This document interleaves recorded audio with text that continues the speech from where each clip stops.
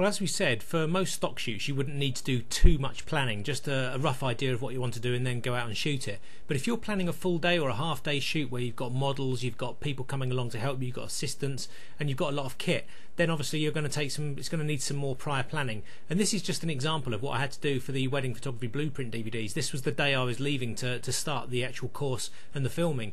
We had all the equipment laid out. I double, triple checked everything, the batteries working, everything, because I was putting a lot of people out from the houses, from the van hire companies to the assistants to the course members. Then obviously I had to make sure that everything was absolutely meticulous, and it's worth doing this, and it's worth running through everything twice to make sure everything is perfect before you go. So really this is the equipment that I was using for the day. And then what I also done to make sure everything was okay was to actually write out everything on cards, and I had a full box with me just to make sure that I was running on time, I was doing everything that I needed to do. And I gave the cards to the assistants that were filming to make sure that I was doing the right thing and we're moving on to the next section of the DVD, to make sure it all runs smoothly. So if you are doing a stock shoot where you've planned it to do with the time and where the light's going to be and who's going to be there at what time, then it's worth writing out cards just to make sure that you've got everything sorted. Another thing I did was to write out on Word document exactly the final layout that I was expecting, so I could double check with that. And I could double check it against what I was doing throughout the day to make sure I'd got everything during that time, because obviously the people that were going to be there were going to be there for just that day and then moving on somewhere else. So it's worth making some prior effort just to get the planning right, so that once you've done the shot, you've got it all done, you've got it in the bag for that day, and then you can move on to the next thing. So we're now going to have a quick look. I did have a look around the parks earlier, and it's a really poor day, but we'll just have a quick look at the two parks that we have in Weymouth, just to show you my thoughts on the kind of thing I would look out for if I was planning a stock shoot in a playground or something like that with children involved. Okay, we're here in Weymouth, and as you can probably hear, it's very windy today and it's quite overcast, but this is the kind of playground I would be looking for if I'm kind of producing some stock photographs. As you can see, we've got skate parks in the front here, so if we just pan round, you can see there's various jumps, various ramps and things for skateboarders, which is very good for stock shots. You can get some really good action stuff. And then in the background, if I zoom in, I'm on the DSLR here, so it may jolt a bit, but you've got roundabouts, you've got swings, there's little jumpy bouncy things, we've got a big swing there. If we come round, we've got younger swings for the younger children, we've got slides and climbing frames.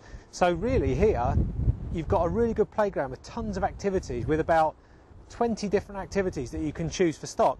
Now once you've got on one of those activities, you've then got 3 or 4 good photos you can actually go to shoot.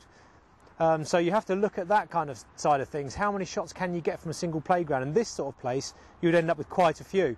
And you can also see, if we pan up, that the skyline is very clear, so we're going to get good light most of the day. But what you need to look at is where the sun hits the playground. Now the sun kind of rises in Weymouth over there and it sets over there.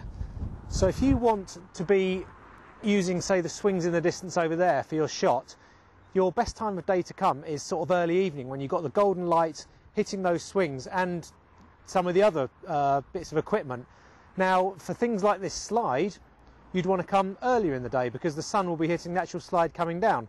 So it's good to plan everything to do with the light, based around the light and when it's going to be best.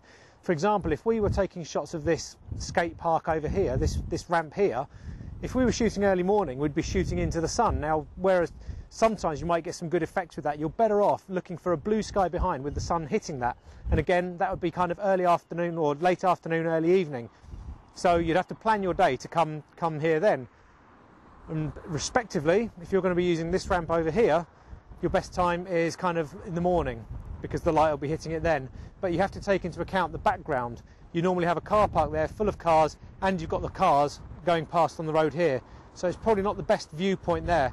I would actually choose this one, because you've got fields behind, you've got trees, you've got just playing fields, and there's nothing really to distract the shot. So this is the best angle. So I would come and use this ramp with some kids on skateboards later on in the day, late afternoon, got some really good sun, and some nice warm light with a good background. So that's kind of what you have to look out for.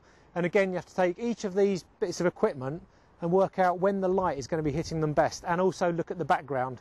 We don't really want to incorporate these houses in the background, so you get in low and you work on moving yourself around so that you've just got maybe trees in the background that you can blow out, so you just get a really nice kind of blown out blurry greenish background to go with the photo. So that's the first playground we come across. It's very good because we've got lots of greenery around. We've got a great big sky all the way around. There's no blockages, there's no great big trees overlooking the park. So we've got, you know, really good areas that we can take photographs from. So once you've done that, you just have to bring your children along at the certain times of day and set them up on the swings and then just fire away. Take as many shots as you can on each one just to make sure you get it right.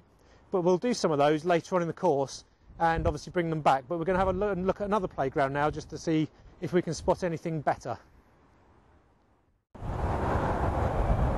Okay, so here we have another playground in Weymouth, but as you can see, it's fairly modern, but we're very restricted on our background. So this is something you really have to look out for. You don't want people or cars with number plates and things that are going to distract the background. Unless you're going to really blow out the background with a wide aperture, you're going to be really struggling here to get a half decent kind of look to the shot. We've got some good equipment, some good wide open spaces, but as you can see, we've got main roads, we've got all sorts of things all around us. There's only one point there with the river that you could maybe get some shots of some of the equipment with that as a background if you use the telephoto lens to zoom in and then blow the background with a wide aperture. But really, somewhere like this, you're going to really struggle. Like I said, there's some good kit, there's some good equipment like this thing here. You know, for getting good windy round shots, you could, you know, have some really good blurred panning shots, that sort of thing, with the kids flying around. But you've got to make sure that you're either going to get down super low and really kind of get rid of the background, or you're going to, like I say, use a wide aperture or some panning effects to kind of kill the background. See, if we move fast, you can kind of kill the background a bit, but obviously you're not going to see that so much on video. But like I said, you're going to really struggle here unless you kind of think about the shots and maybe get up things like this, get up a super high point so you completely get rid of the background and just use that as your shot. Have some children playing on there, that kind of thing. You could do the same with some of the other bits of equipment here, but really I prefer the first playground we went to for stock shots. You've got a lot more opportunities, you've got more pleasing backgrounds, and you've got more equipment as well. You've got more things and more diversity with the skate ramps and everything like that. So I may come here, but I would probably use the other one as my main kind of storyboard shoots for shooting stock of playgrounds.